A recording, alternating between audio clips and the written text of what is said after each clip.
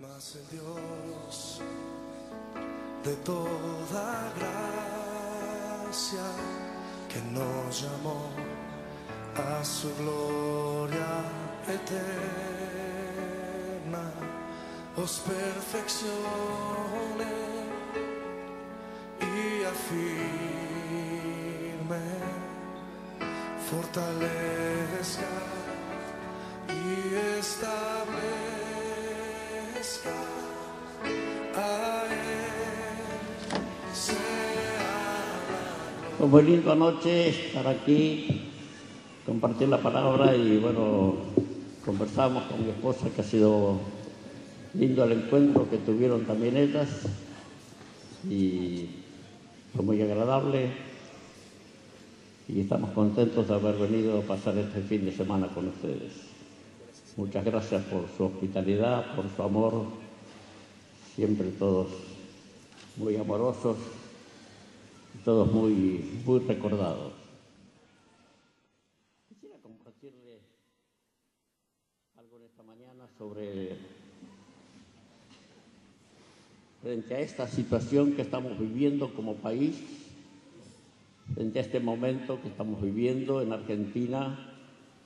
¿Cuál es la responsabilidad social y espiritual de la Iglesia en Argentina? Todos somos conscientes del momento difícil que estamos viviendo.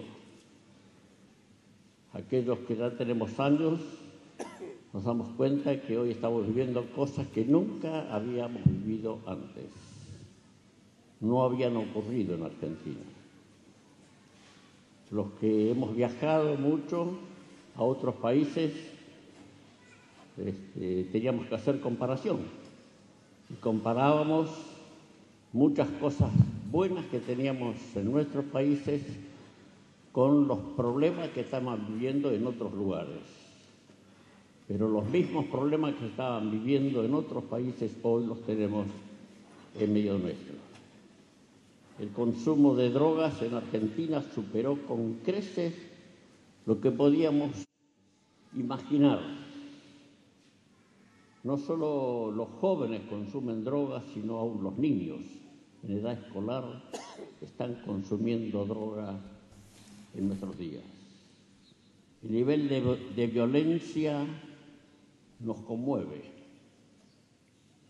Nos conmueve. Hay cosas que uno no puede imaginar, que un padre pueda matar a sus hijos pequeños y aún quitarse la vida, cosas que no hemos visto, que eran algo muy extraño, muy esporádico, pero hoy se ve a tanto. El nivel de violencia nos deja perplejos, nos deja sin palabras, en la familia, en las escuelas, en el trabajo, en la calle.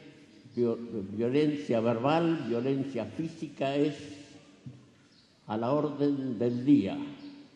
Algunas cosas salen en los noticieros, pero muchas otras ya ni salen en los noticieros porque ya dejaron de ser noticias, tanta violencia. La inseguridad expande cada día. Muchas veces se mata solo por matar, sin necesidad. O sea, el nivel de violencia es tremendo. Por la inseguridad, a veces algunos mataron a sus propios familiares. Por miedo, por temor, ha matado a algunos de sus propias familias. La ansiedad y la depresión lleva a la gente al consumo abusivo de medicamentos. Y esta es una constante, sale en las encuestas en todas las revistas especialidades. El quiebre de la familia por la intolerancia, lo conocemos y todos tenemos gente cercana a nosotros que ha tenido un quiebre en su familia. No hay tolerancia. La promiscuidad sexual, el embarazo de adolescentes ya no asombra a nadie. La ausencia de valores, la corrupción en todos los estamentos de la sociedad son parte de nuestro diario vivir y nadie le da vergüenza. a nadie le da vergüenza. Se ha perdido la vergüenza.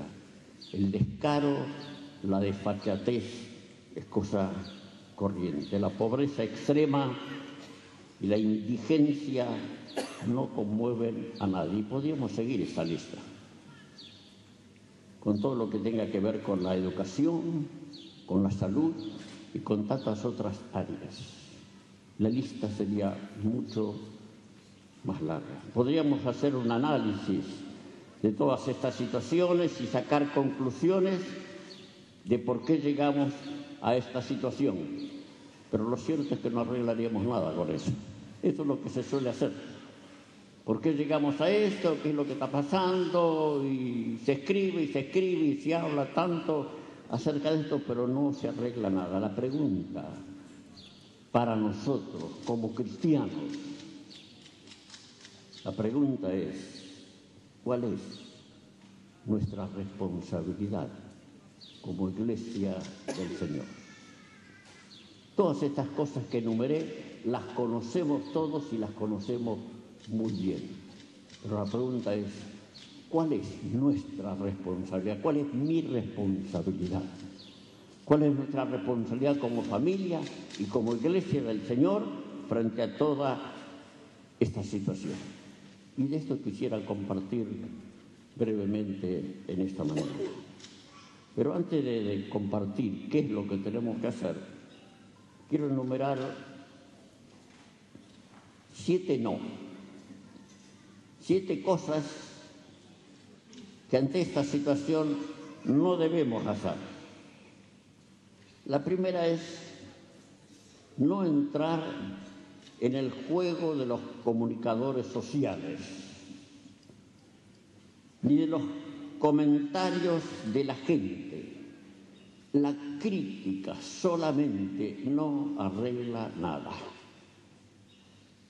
Podemos escuchar a algunos muy bien intencionados hablando por televisión, por radio o escribiendo en los periódicos, haciendo una crítica de la situación, pero la crítica solamente no arregla absolutamente nada. Y podemos caer en la crítica y hablar y hablar y hablar y comentar, y con eso no ganamos nada. El segundo no es no caer en el pesimismo. Hermano, esto no lo arregla nadie, ni Mandrake lo arregla. No sé si algunos no lo conocen a Mandrake, pero Mandrake arreglaba todo, pero esto ni Mandrake, nadie. Y podemos entrar en ese pesimismo, de que esto no tiene solución, esto no tiene arreglo. Sí, pero algunos están trabajando con los chicos de la calle, pero es una gota de agua en el océano, ¿no? Y algunos entran en ese pesimismo y tampoco sirve el pesimismo. Lo tercero es no entrar en la indiferencia incompasiva. Podemos caer en la indiferencia, acostumbrarnos a la situación, a los problemas, a la indigencia, a la miseria humana. Podemos acostumbrarnos y entrar en una indiferencia que ya no nos conmueve. Estaba en la estación Constitución años atrás con otra persona, había en el medio del hall de esa gran estación enorme de Constitución, había una mujer tirada ahí, semidesnuda. Y esa persona me decía, pero fíjate, y nadie hace nada, nadie ayuda, nadie hace nada. Esa mujer que está ahí tirada, estaba indignado. Y yo le dije, ¿y vos qué haces? Y podemos caer en eso. O podemos caer, claro, la gente pasaba, todos apurados, todos para su trabajo, todos para tomar el tren o tomar el subterráneo, y todos pasaban, nadie hacía nada. Podemos caer en esa indiferencia o podemos caer en la crítica y eso no soluciona nada. Lo cuarto es no pensar que son los demás tienen la responsabilidad de arreglar esas situaciones. Que el gobierno tiene que arreglarlo, que las empresas, que los que tienen el poder económico, que el próximo gobierno, siempre son otros los que tienen que arreglar, los que tienen que solucionar este problema. Y no nos involucramos en la solución del problema. El quinto no es no hacerlo del avestruz. No hacerlo del avestruz, no esconder la cabeza. El escapismo y el ostracismo malsano no conduce a nada, no arregla, no soluciona. Podemos cerrar nuestros ojos y no mirar lo que está pasando. Lo sexto es no pensar que la responsabilidad de la Iglesia es solo espiritual. Para muchos, la responsabilidad de la Iglesia es solamente espiritual. Ese es un escapismo religioso. Y podemos caer, como muchos cayeron, que nuestra misión es que la gente se salve, y por supuesto que nuestra misión es que la gente se salve. Pero nuestra responsabilidad no es solo espiritual, es social también. Y tenemos que enfrentar la situación. Y lo séptimo es no tener una visión apocalíptica del mundo y de Argentina. Porque Jesucristo vino a cambiar la historia. Amén. Amén. Jesucristo vino a cambiar la historia. Jesucristo vino a cambiar la historia. Amén. ¿Podemos decirlo todos juntos? Jesucristo vino a cambiar la historia. Cambió nuestra historia, cambió la historia de nuestra familia, cambió la historia de nuestra descendencia. Por 1000 generaciones cambió la historia de nuestra descendencia, puede cambiar la historia de otros, cambió la historia de naciones, puede cambiar la historia de Argentina también. Amén. Amén. Corea era un país que estaba destrozado por la guerra, destrozado por la guerra. Y su religión, el budismo, no hacía nada para cambiar la historia. Y Dios levantó hombres y mujeres en medio de esa nación, y esa nación cambió la historia de Corea. Puede cambiar nuestra historia también. Amén. Amén. Aleluya. Necesitamos hacer un cambio en nuestra manera de pensar. Si pensamos en forma apocalíptica, si pensamos en forma pesimista, si pensamos de esa manera, eso nos paraliza, no nos permite hacer nada. Y no es que solo podemos cambiar la historia.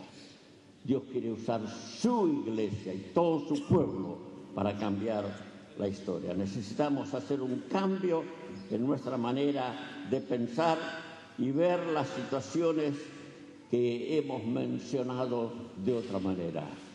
Jesucristo puede cambiar la historia de Argentina. Amén. Y ver otra nación. Con Jesucristo es posible cambiar toda situación.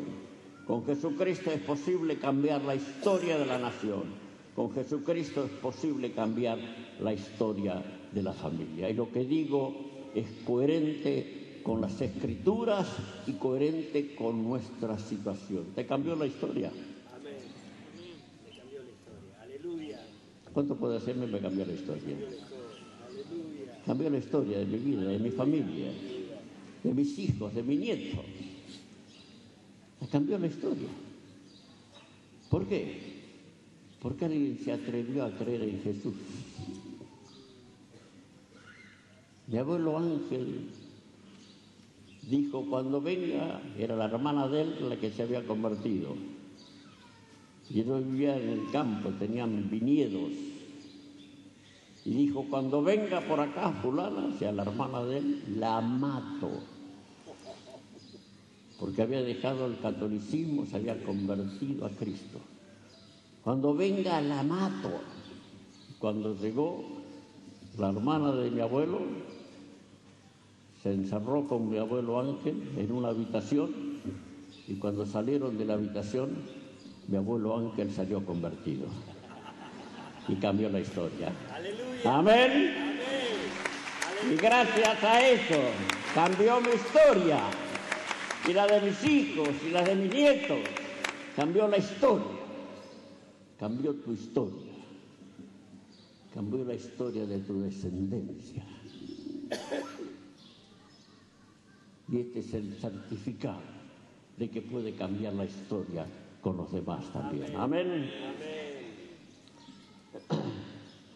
En un momento de nuestra vida, algo pasó, algo sucedió y llegó este tiempo con Jesús.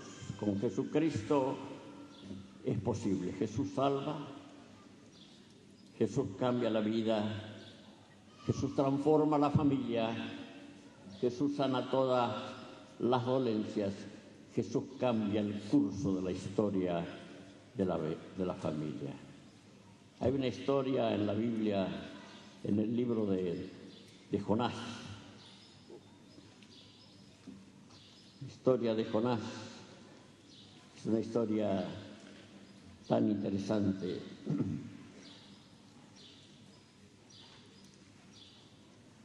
Jonás, ¿dónde estás? Acá estás. Jonás es un tipo que a veces se está escondiendo, ¿no? Pero es hermano de Amós. Si usted encuentra a Amós y lo sigue a Amós, después lo va a encontrar a Jonás. Lo tiene que encontrar antes de Zacarías. Zacarías vamos más lejos. Así que antes de Zacarías, después de Amós, ahí lo va a encontrar a este muchachito. Jonás capítulo 3. Mire, Jonás, Abdías es el más chiquitito. Capítulo 3, versículos 4 y 5 dice, ¿se acuerdan de la historia de Jonás? Que Dios lo mandó a Nínive y Jonás se escapó. Se tomó el buque, ¿cierto? Y se escapó. Y ahí lo tiraron al agua a Jonás y un gran pez. Lo que hemos cursado en la escuela dominical y nos hemos recibido ahí, nos acordamos de esa historia. Y este gran pez lo depositó justo ahí en la orilla. Es interesante. A mí no se me hubiera ocurrido. Solo a Dios se le pueden ocurrir esas cosas. ¿Vos no querés ir para allá? ¿Vos no querés ir a predicar de allá? Bueno, yo tengo recursos. Y esa historia sencillamente está escrita así, para que entendamos que cuando Dios se propone algo con una vida, ¿sabes qué va a pasar? Lo va a lograr. Aleluya. Aunque te tenga que tragar un gran pez. Pero Señor, y los jugos gástricos me van a quemar la piel, voy a parecer viejito. No sé, pero Dios se la va a arreglar para cumplir su propósito. Amén. Entonces lo mejor es no escapar. Si Dios nos lleva, si Dios nos conduce, pasamos por la guía del Señor, aunque parezca increíble. En el capítulo 3, versículo 4 dice, y comenzó Jonás a entrar por la ciudad camino de un día y predicaba diciendo, de aquí a 40 días Nínive será destruida. Fíjese qué predicación. Del evangelio positivo era Jonás, ¿no? Y los hombres de Nínive creyeron a Dios. A mí me gusta que diga y creyeron a Dios, no que creyeron a Jonás. Los hombres de Nínive creyeron a Dios y proclamaron ayuno y se vistieron de cilicio desde el mayor hasta el menor. Versículo 10. Y vio Dios lo que hicieron, que se convirtieron de su mal camino. Otra expresión que nos deja pensando de quién es Dios. Y dice, y se arrepintió. Dios se arrepintió del mal que había dicho que les haría y no los hizo. Nínive era la capital de Asiria, enemigos acérrimos de Israel.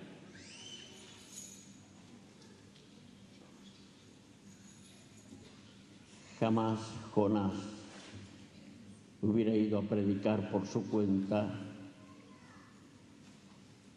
y por más que Dios le hablaba que fuera a predicar ahí, él no iba a ir, porque eran sus grandes enemigos. Y Jonás le deseaba la muerte con toda su alma y con todo su corazón, que Dios los castigara. Y cuando fue a predicar allí, lo que menos quería es que la gente se arrepintiera y que Dios los destruyera. Había razones. Era un pueblo malvado, era un pueblo atroz, depravado, eran crueles con los niños, oprimían a sus enemigos. Fue una de las peores naciones que hubo sobre la tierra. Fueron muchos peores que los romanos. Los romanos los respetaban, les respetaba su religión, los dejaban en su tierra, los sometían, sí, pero los respetaban. Había más justicia, pero con los asirios no era así. Eran malvados por naturaleza.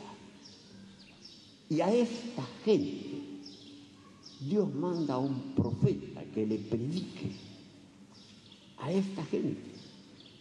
La predicación fue muy fuerte, pero dice el versículo 11 del capítulo 4, dice Dios, y no tendré yo piedad de Nínive, aquella gran ciudad donde hay más de 120.000 personas que no saben discernir entre su mano derecha y su mano izquierda, y muchos animales. 120.000 personas se convirtieron a Dios. Toda una ciudad entera se convirtió a Dios. Ahora Jonás no hizo milagros, no hizo ningún milagro. Jonás caminó por esa ciudad predicando: de aquí a 40 días Nínive va a ser destruida, Dios la va a destruir. Esa fue su predicación, eso fue lo que Dios le dijo que hiciera, eso es lo que Dios le dijo que iba a pasar.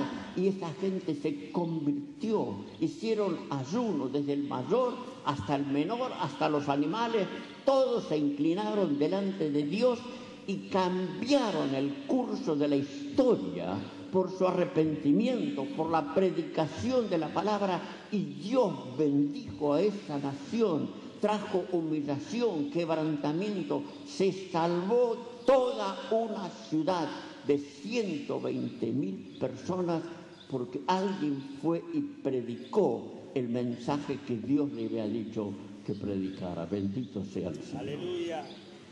Cambió la historia de esa gente. Y en el cielo nos encontraremos con esos asirios, con estos hombres y mujeres que se arrepintieron de todos sus pecados. Si Dios lo hizo una vez, si Dios lo hizo una vez, si Dios lo hizo una vez, si Dios lo hizo una vez, puede hacerlo otra vez. Amén. Si Dios lo hizo una vez, puede hacerlo otra vez. Si Dios lo hizo una vez, puede hacerlo otra vez. Si Dios lo hizo con los asirios, puede hacerlo con los rosarinos también. Amén. Aleluya. Si Dios lo hizo una vez, puede hacerlo otra vez.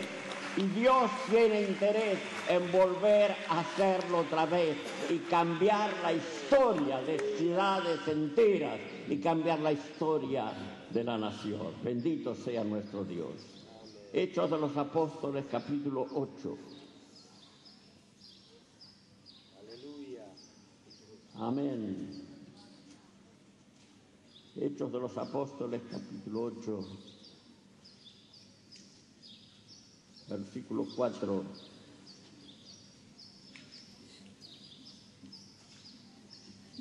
Dice, pero los que fueron esparcidos iban por todas partes anunciando el Evangelio. Entonces Felipe, descendiendo a la ciudad de Samaria, les predicaba a Cristo. Y la gente, unánime, escuchaba atentamente las cosas que decía Felipe, oyendo y viendo las señales que hacía, porque de muchos que tenían espíritus inmundos salían estos dando grandes voces, y muchos paralíticos y cojos eran sanados. Así que había gran gozo en aquella ciudad. Unánimes, escuchaban, veían lo que estaba pasando, había gran gozo en aquella ciudad. Cambió el ánimo de la gente, cambió la historia de estas personas. Es cierto que ahí en Samaria ya había estado Jesús, poco tiempo atrás, con los 12, había estado en esa ciudad. Y hay una mujer con la que llevó el mensaje, y muchísimos samaritanos creyeron que Jesús era el Mesías, el Cristo. O sea, la tierra estaba preparada. Había cosas que habían sucedido. Cuando llega Felipe, ahí se produce este gran despertar espiritual. Capítulo 9, versículo 35. Dice, después de la curación de Eneas, y le vieron todos los que habitaban en Lida y en Sarón, los cuales, ¿qué pasó? ¿Quiénes se convirtieron al Señor? Todos los de Lida y de Sarón, dos ciudades o dos pueblos de esos lugares. Dice que todos se convirtieron al Señor. Versículo 42. Esto fue notorio a toda Jope, y muchos creyeron en el Señor. Capítulo 11, versículo 21. Y la mano del Señor estaba con ellos, y gran número creyó, y gran número en Antioquía creyó y se convirtieron al Señor. Capítulo 14, versículo 1. Aconteció en Iconio que entraron juntos en la sinagoga de los judíos y hablaron de tal manera que creyó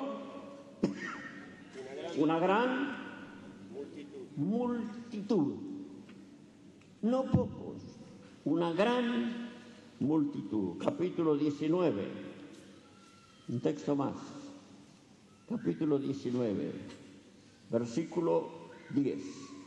Así continuó por espacio de 2 años, este es en Éfeso, de manera que todos los que habitaban en Asia, así judíos y griegos, oyeron la palabra del Señor Jesús. ¿Cuántos oyeron la palabra del Señor? Todos. ¿Dónde habitaban? En Asia. Todos los que habitaban en Asia oyeron la palabra del Señor. Naciones enteras, pueblos enteros fueron transformados por la palabra del Señor. Amén. Tenemos una responsabilidad con nuestra nación. No podemos conformarnos con esta situación.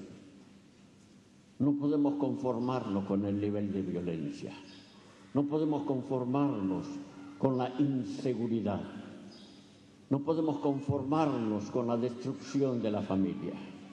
No podemos conformarnos con todo lo que está pasando y que vemos en nuestro alrededor. No podemos conformarnos con todo eso. Si Dios lo hizo una vez, puede Hacerlo otra vez. amén, Amén. y puede hacerlo en medio nuestro y puede hacerlo en nuestra generación también. Bendito sea Amén. el Señor. Amén.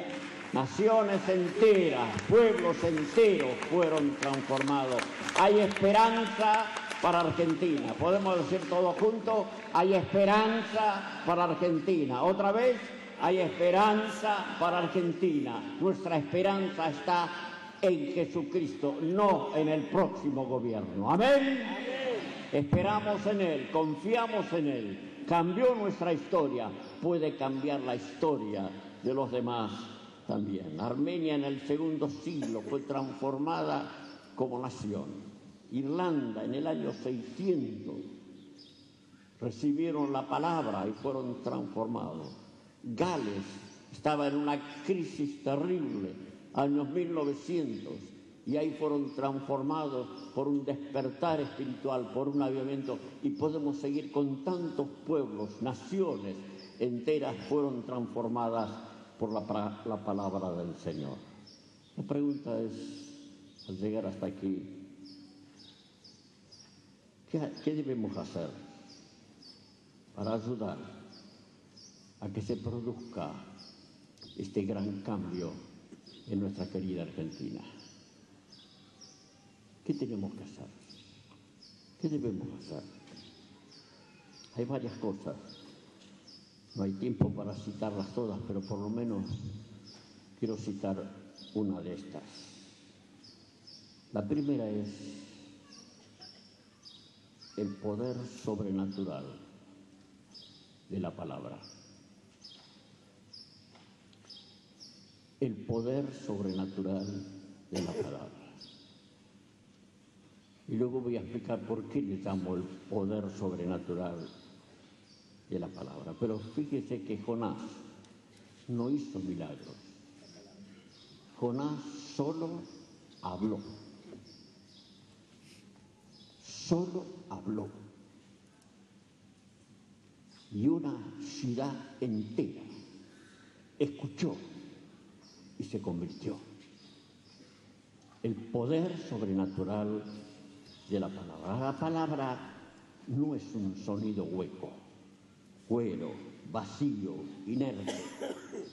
La palabra tiene un efecto transformador, ya sea para bien como para mal. Para las dos cosas. La palabra te puede arruinar la vida o te puede transformar la vida para bien. La palabra dicha por un padre puede matar a sus hijos o los puede bendecir. Depende de cómo usemos la palabra. Pero hay un poder sobrenatural en la palabra. Y los cristianos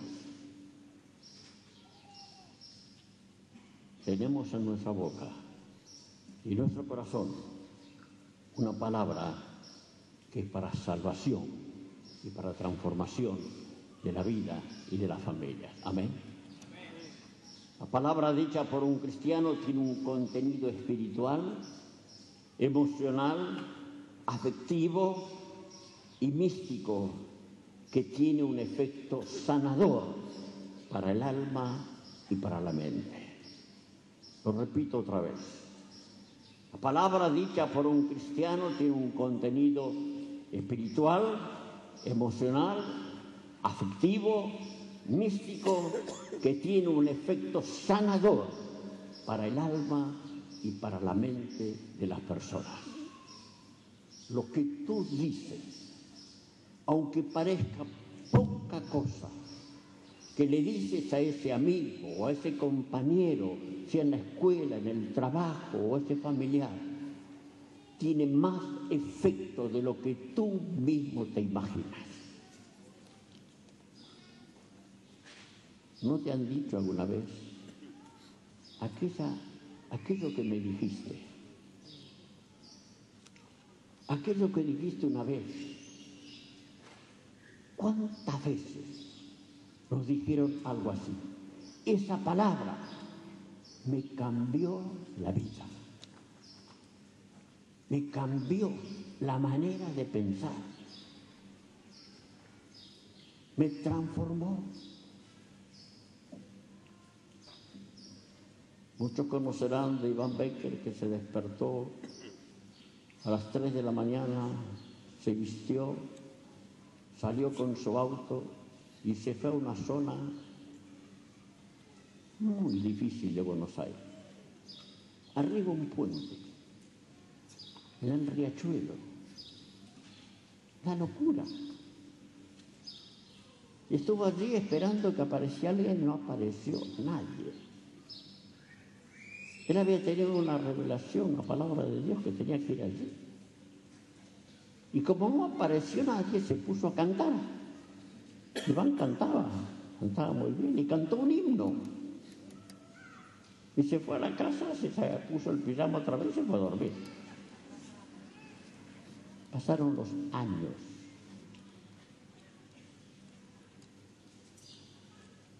Estando predicando en una reunión, cuando termina la reunión se acerca una persona y le dice: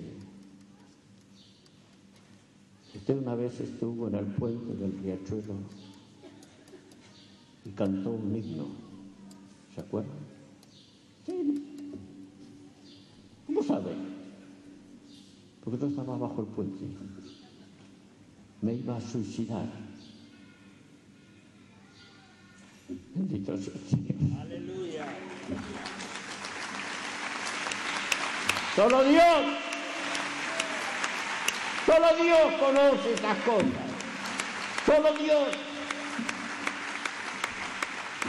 cambió la historia, se convirtió, se bautizó, miembro de la iglesia, sirve al Señor, cambió la historia. Quizá nunca cantes,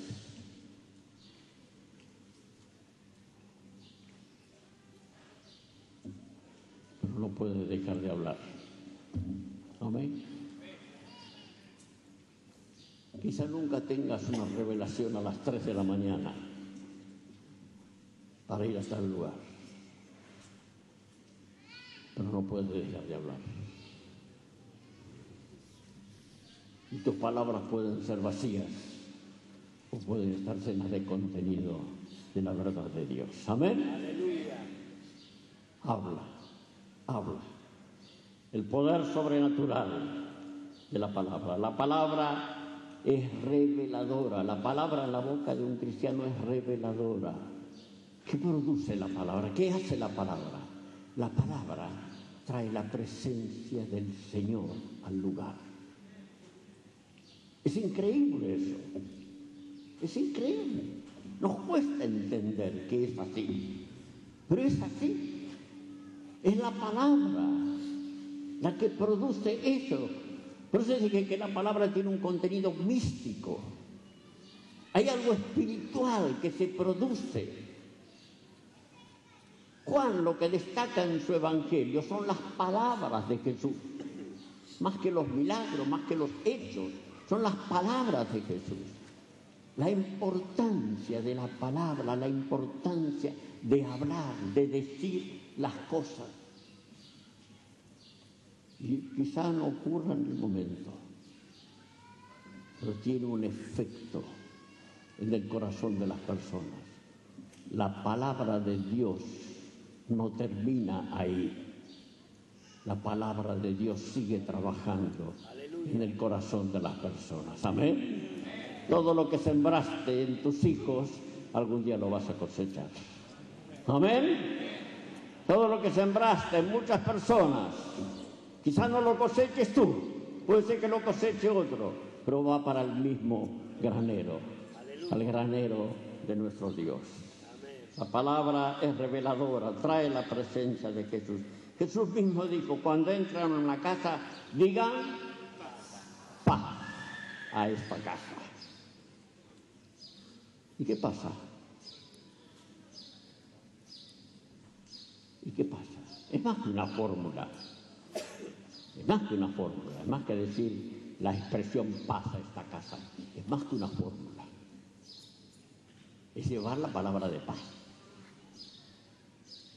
Si viene un hijo de paz, la paz reposará sobre él. Si no, se volverá a vosotros. ¿Qué es eso? ¿Cómo se entiende eso? Es espiritual. Es espiritual. No lo quieras razonar demasiado. Es espiritual. Si hay un hijo de paz, reposa sobre él. Si no está el hijo de paz, vuelve conmigo. No se pierde. ¿Y cómo sabemos si hay un hijo de paz? ¿Quién es el hijo de paz? El que no es contencioso, el que no resiste la palabra, es el hijo de paz. Este la recibe. Y aunque no se convierta, en ese momento está recibiendo palabras de Dios en su corazón, en su mente, en su espíritu. Está recibiendo palabra de Dios en su vida. Ha depositado verdad de Dios en ese corazón. Si la resiste, no tenga problema. No se pierde nada. Sigo teniendo ese contenido para depositar en los hijos de paz, en los que no son contenciosos, en los que no rechazan la palabra del Señor. Amén. La mayor fuerza de los cristianos está en ser embajadores de paz. Por eso dice, en cualquier casa, en cualquier lugar donde estén, digan paz a esta casa. Hay un poder sobrenatural en las palabras, para bien o para mal.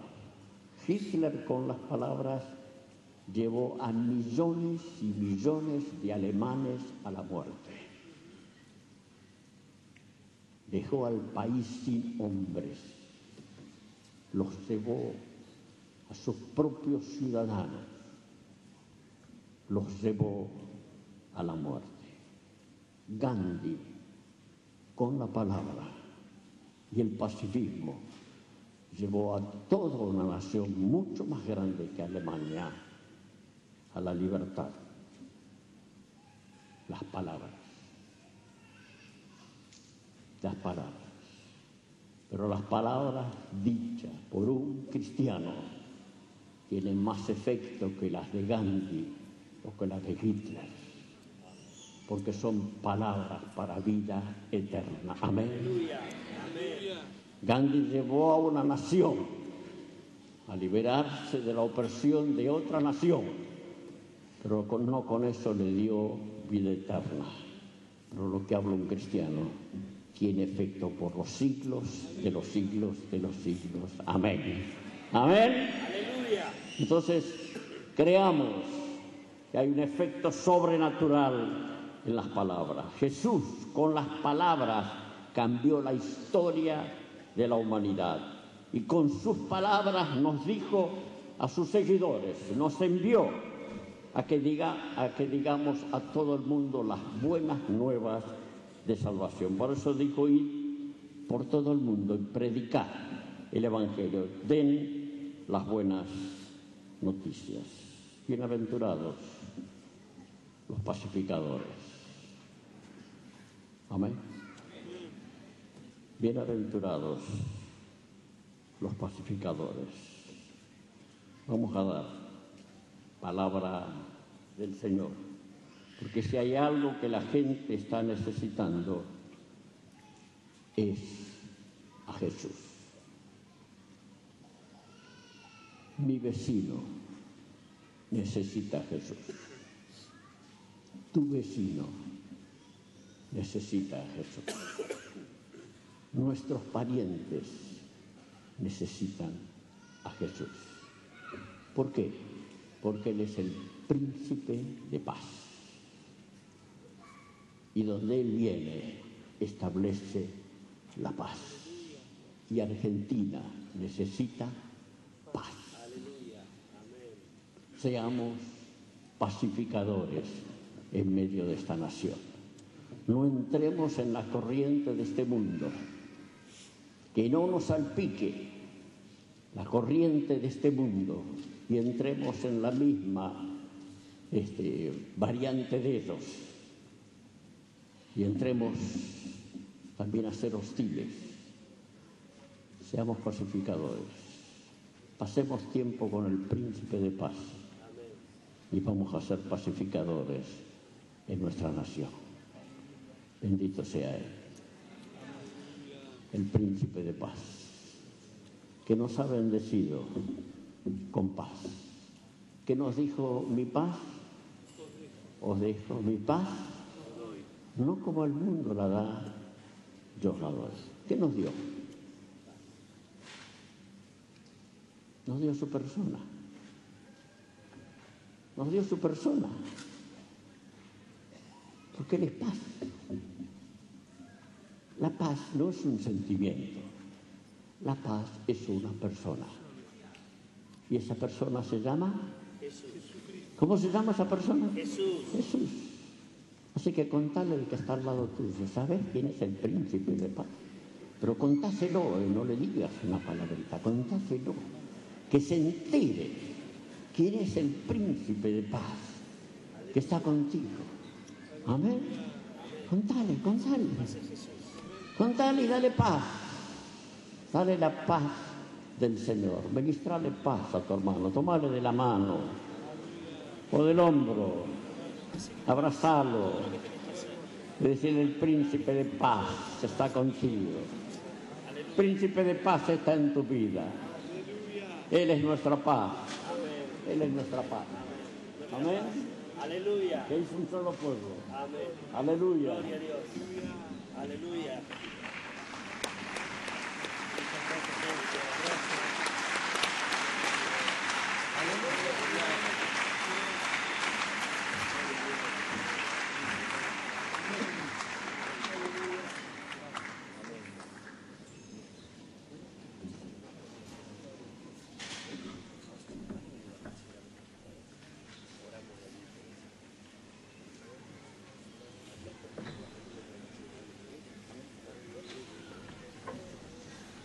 Elisa, hola. Hola. Si quieres venir, Elisa, si oramos por ustedes.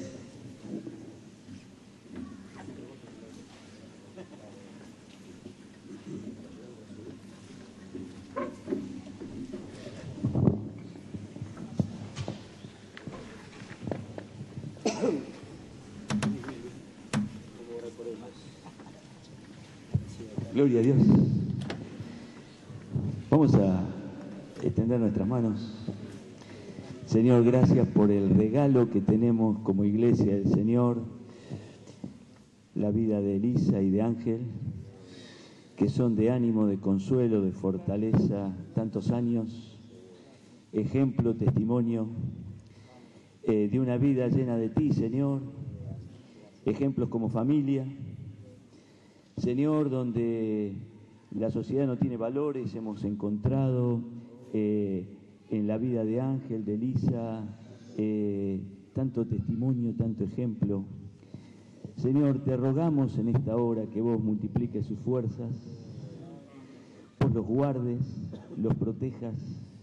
Señor, a ellos y a las congregaciones que son tocadas por la palabra de Ángel, aquí en Argentina, como también en América, donde Él se mueve, Señor. Señor, la gracia del Señor Jesús siga manifestándose, palabra reveladora, transformadora. Lo bendecimos en el nombre de Jesús. Señor, años fructíferos, sigan, Señor, en este en este andar bien tomado, bien agarrado, bien cimentado en Jesús. Muchas gracias, Jesús. Muchas gracias. Bendecimos a los hermanos allí de San Martín, de San Miguel, de toda la zona norte de Buenos Aires. Señor, estamos felices, contentos, dichosos de poder haber estado este fin de semana con ellos, Señor. Guardarlos en el viaje, Señor. Señor, sea un viaje donde ellos puedan disfrutar, seguir disfrutando de tu presencia. En el nombre de Jesús. Amén. Aleluya. De toda gracia que nos llamó a su gloria eterna, os perfeccione y afirme, fortalezca y establezca. A Él sea la gloria, a Él sea el imperio por los siglos de los siglos. Amén.